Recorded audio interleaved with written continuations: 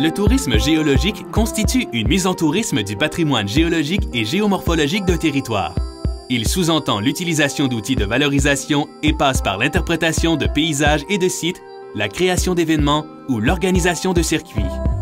En Gaspésie, un projet d'envergure retient d'ailleurs l'attention. Il s'agit du projet Percé l'Incontournable qui comprend notamment la mise en place d'un géoparc. La notion de géotourisme existe en Gaspésie depuis très longtemps.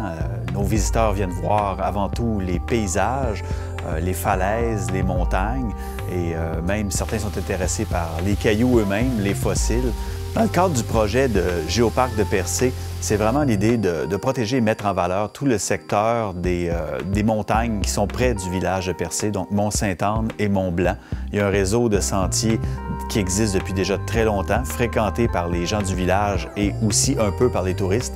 Alors on veut rendre ça mieux aménagé, plus accessible, par les routes forestières à proximité, rendre aussi accessible aux gens à mobilité réduite. Tout ça pour une découverte des paysages et du milieu naturel de l'endroit.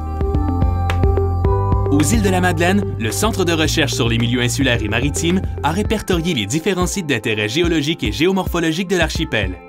Ces travaux appuieront la démarche visant l'implantation d'un futur parc régional.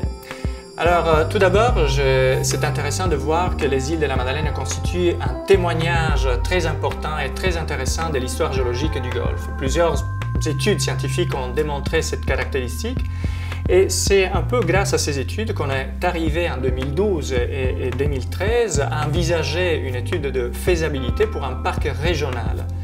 Un parc régional qui regrouperait en fait des terres éclatées sur le territoire, donc qui se trouvent dispersées sur l'ensemble de l'archipel et qui permettrait de mettre en valeur ce patrimoine naturel, comme par exemple les sillons ou encore la forêt fossilisée de Gros Cap ou d'autres structures à Havre-Aubert.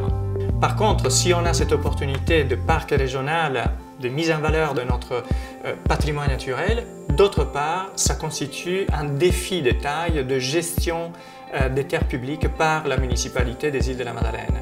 Mais c'est un beau défi.